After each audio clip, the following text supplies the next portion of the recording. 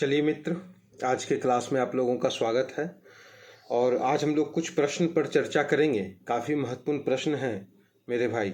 इन प्रश्नों को ध्यान से देखिएगा आप लोग, और जो हम बताएंगे उसको ध्यान से आप लोग सुनेंगे, समझेंगे कि प्रश्न का जो स्टैंडर्ड है वो धीरे धीरे कॉम्पिटिटिव एग्जाम में कितना कठिन होते हुए चला जा रहा है। ठीक है, कुछ आसान प्रश्न भी हैं लेकिन बहुत ज़्यादा यहाँ पर आपको कठिन प्रश्न भी मिलेंगे। आइए पहला प्रश्न को देखें। पहला प्रश्न में कहता है, नाथ पंथियों, सीधों और योगियों ने भक्ति धर्म को किस क्षेत्र में लोकप्रिय बनाया था? नाथ पंथी का मतलब, जैसे हम लोग देखते हैं हमारे जो उत्तर प्रदेश के जो मुख्यमंत्री हैं वो गोरखनाथ के पुजारी रहे थे, तो उनका भी संबंध जो है वो नाथ संप्रदाय से है। या फिर हम लोग देखते हैं कि हमारे यहाँ बहुत सारे लोग, जोगी लोग आता है जो एक प्रकार का कहें वाद्य यंत्र बजाता है और कुछ मांगता भी है, तो वो जितने भी लोग हैं वो सभी लोग नाथ संप्रदाय से ही संबंधित हैं। तो नाथ संप्रदाय का जो विकास हुआ है वो भारत के किन क्षेत्रों में सबसे ज़्यादा हुआ? तो उत्तर भारत के क्षेत्रों में सबसे ज़्यादा हमें देखने को मिलता है। पंजाब हरियाणा का क्षेत्र, यूपी का क्षेत्र है ना, उत्तर भारत के जो भी क्षेत्र हैं उन क्षेत्रों में नाथ संप्रदायों का अधिक वर्चस्व हमें दिखाई पड़ता है। तो इसका आंसर जो होगा उत्तर भारत का क्षेत्र होगा। दूसरा प्रश्न कहता है कि वुड ने 1854 के प्रेषण के संबंध में निम्नलिखित कथनों पर विचार कीजिए।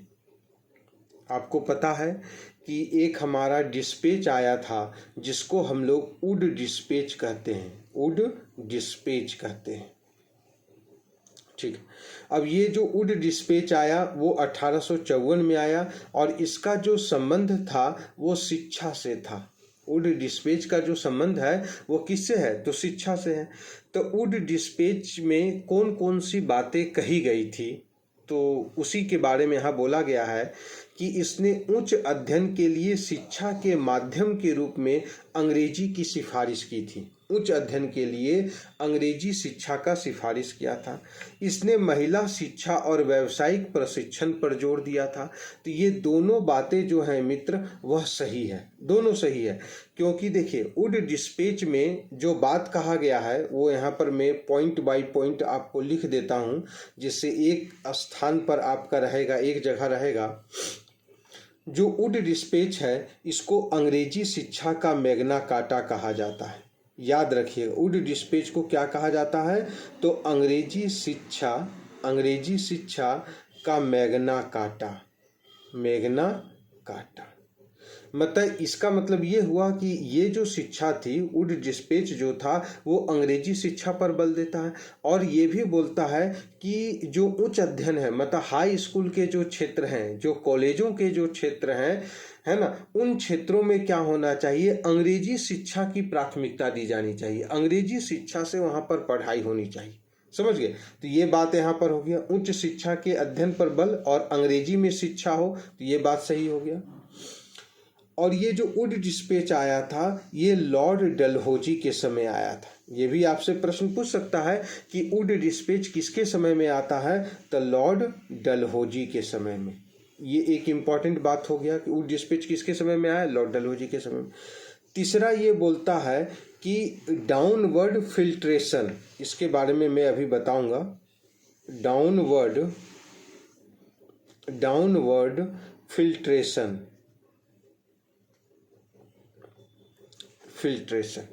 ये डाउनवर्ड फिल्ट्रेशन क्या है समझिएगा बात को। तो डाउनवर्ड जो फिल्ट्रेशन है इसका मतलब यही होता है मित्र कि ऊंचे वर्ग को शिक्षा दिया जाएगा और ऊंचे वर्ग से छन कर नीचे वर्ग में शिक्षा को पहुंचाया जाएगा। तो वुड डिस्पैच ने डाउनवर्ड फिल्ट्रेशन का विरोध किया। डाउनवर्ड फिल्ट्रेशन का क्या किया? तो विरोध किया, है ना, डाउनवर्ड फिल्ट्रेशन, मतलब नीचे की ओर जो शिक्षा जाएगी वो छन कर जाएगी। पहले हम ऊंचे वर्ग को शिक्षा दे देंगे, उसके बाद धीरे धीरे वो नीचे वर्गों तक उस शिक्षा को पहुंचाया जाएगा। तो वुड डिस्पेच ने इसका विरोध किया, डाउनवर्ड फिल्ट्रेशन का विरोध किया। ठीक है। चौथा बात बोला गया कि जो प्राथमिक शिक्षा होगा, प्राथमिक शिक्षा होगी वो मातृभाषा में होगी। अपनी जो भाषा है या देसी भाषा हम उसको कह सकते हैं, देसी भाषा में होगी।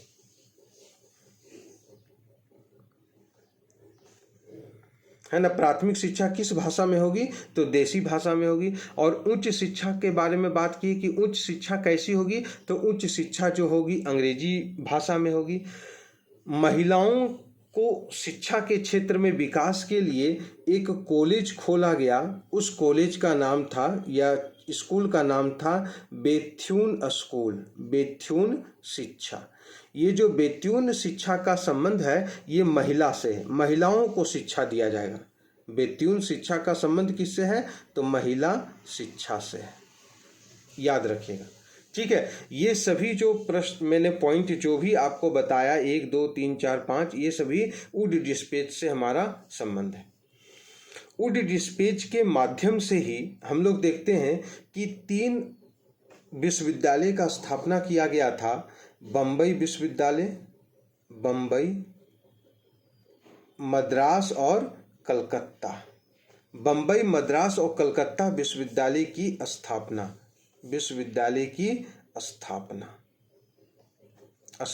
किया गया।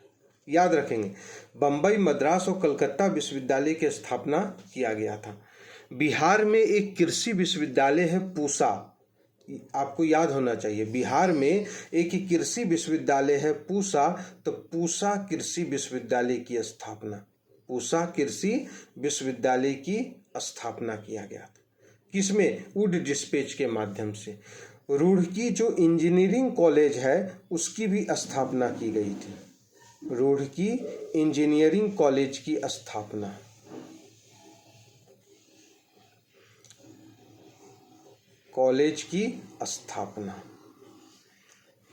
रुड़की इंजीनियरिंग कॉलेज की स्थापना। तो बोला गया इसने महिला शिक्षा और व्यावसायिक प्रशिक्षण पर जोर दिया, तो महिला शिक्षा पर जोर दिया, बेथुना शिक्षा को बढ़ावा दिया, और व्यावसायिक प्रशिक्षण जो ITI है, IIT जो है, रुड़की इंजीनियरिंग कॉलेज, ये सब व्यावसायिक शिक्षा है। पूना कृषि विश्वविद्यालय व्यावसायिक शिक्षा है, तो उस पर भी फोकस किया गया। तो इसका जो आंसर होगा वह 1 और 2 दोनों सही होगा। याद रखिए, 1 और 2 दोनों सही होगा। मैथिली भाषा का विकास निम्नलिखित में से किसके शासनकाल के दौरान शुरू किया था? तो मैथिली भाषा का जो विकास हुआ था वो कर्नाट राजवंश के शासनकाल के दौरान हमारा शुरू हुआ था। प्रारंभिक वैदिक काल के दौरान कौन सा शहर प्राचीन मगध साम्राज्य के राजधानी के रूप में जाना जाता है? तो मगध की जो राजधानी थी वह क्या थी? राजगिरह थी, है ना। मगध की जो राजधानी रही है वो क्या रही है? तो राजगिरह रही है। याद रखिएगा, ये जो चंपा है ये अंग की राजधानी थी, अंग की राजधानी क्या थी? तो अंग की राजधानी जो थी चंपा थी।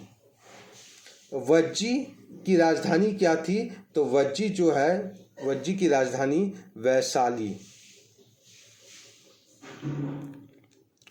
मगध की जो राजधानी है वो राजगिरह थी हमारा।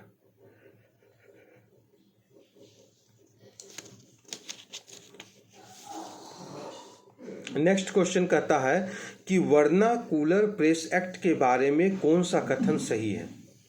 तो वर्नाकुलर जो प्रेस एक्ट आया था ये लॉर्ड लिटन के समय आया था, तो ये बात सही है कि वर्नाकुलर प्रेस एक्ट किसके समय आया?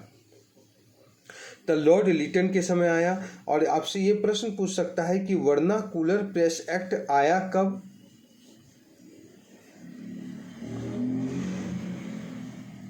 कब आया? तो वर्नाकुलर प्रेस एक्ट आता है वो 1878 ईस्वी में आता है। वर्नाकुलर प्रेस एक्ट कब आता है? तो वर्नाकुलर प्रेस एक्ट जो आता है वो 1878 ईस्वी में आता है। फिर यहाँ पर बोला गया इसे गैंगिंग अधिनियम के रूप में भी जाना। गैंगिंग अधिनियम कहने का मतलब क्या हुआ? गैंगिंग अधिनियम कहने का मतलब ये हुआ गला घोटू अधिनियम। गैंगिंग अधिनियम किसको कहेंगे? तो गला घोटू अधिनियम।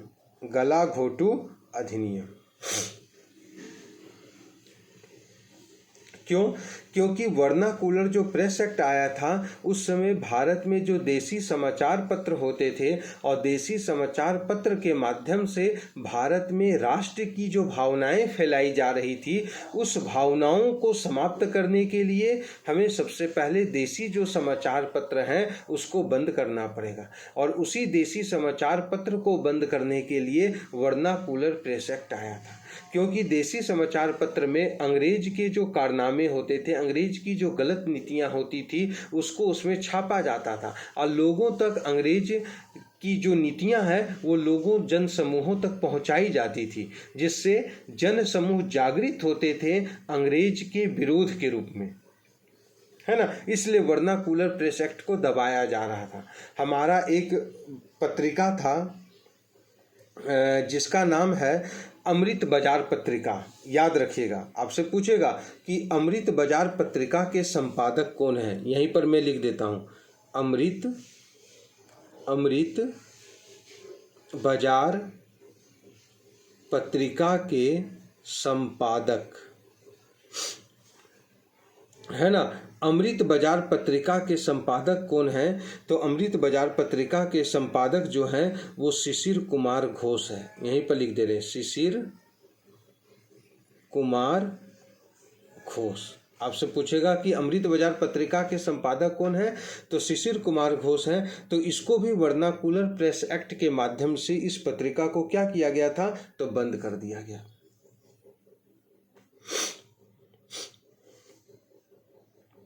यह जो अधिनियम है लॉर्ड रिपन ने निरस्त किया। तो यह भी सही है कि लॉर्ड लिटन के समय शुरू हुआ था और लॉर्ड रिपन के समय इस पत्रिका को समाप्त कर दिया गया। इस एक्ट को क्या किया गया था? समाप्त कर दिया गया था। ठीक है, तो इसका आंसर जो होगा वह 1, 2, 3 सही उत्तर बताइए। तो 1, 2, 3 तीनों इसका आंसर सही होगा।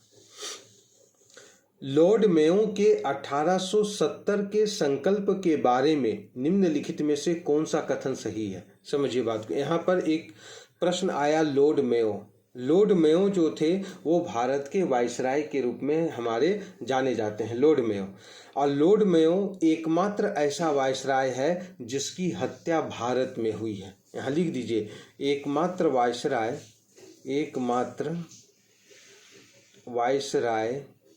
जिसकी हत्या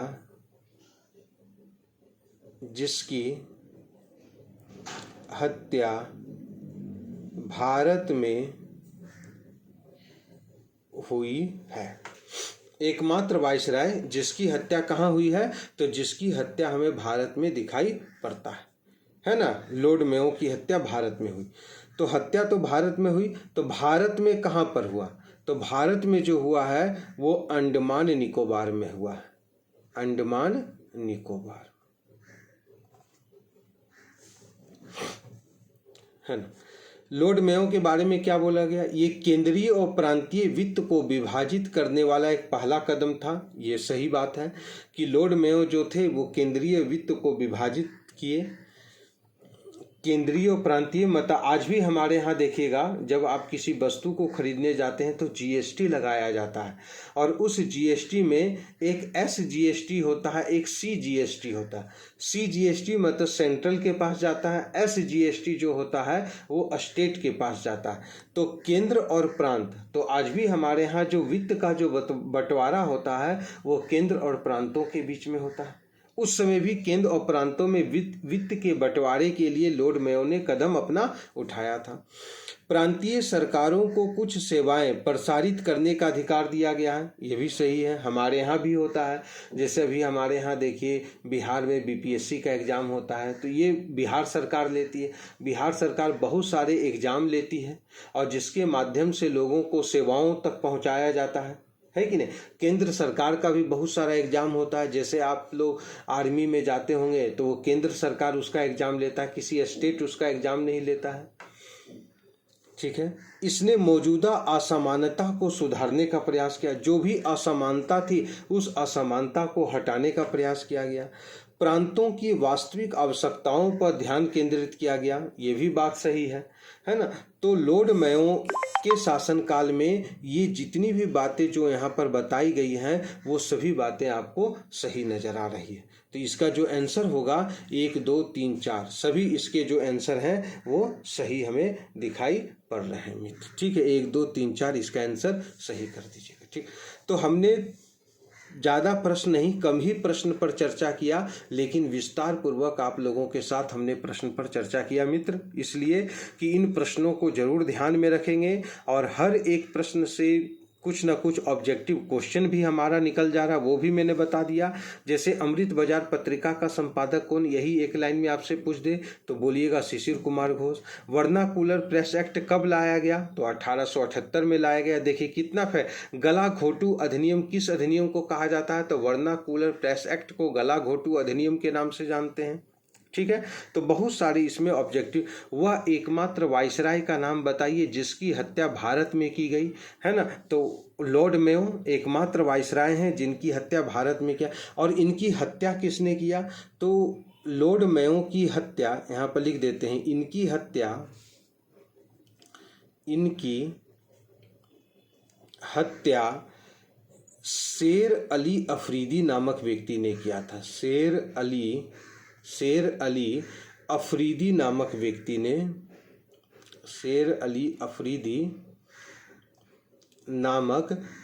ने किया था,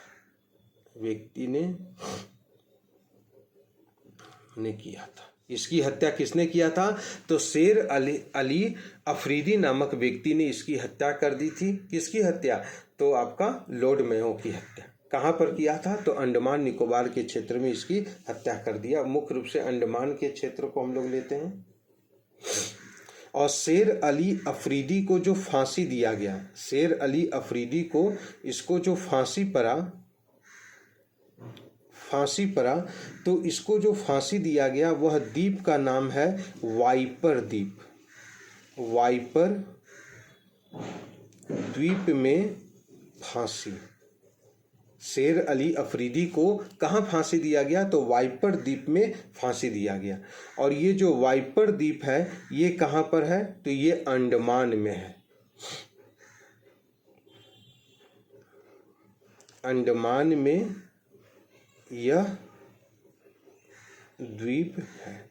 वाइपर द्वीप को फांसी दिया गया, कहाँ दिया गया, तो अंडमान में दिया गया।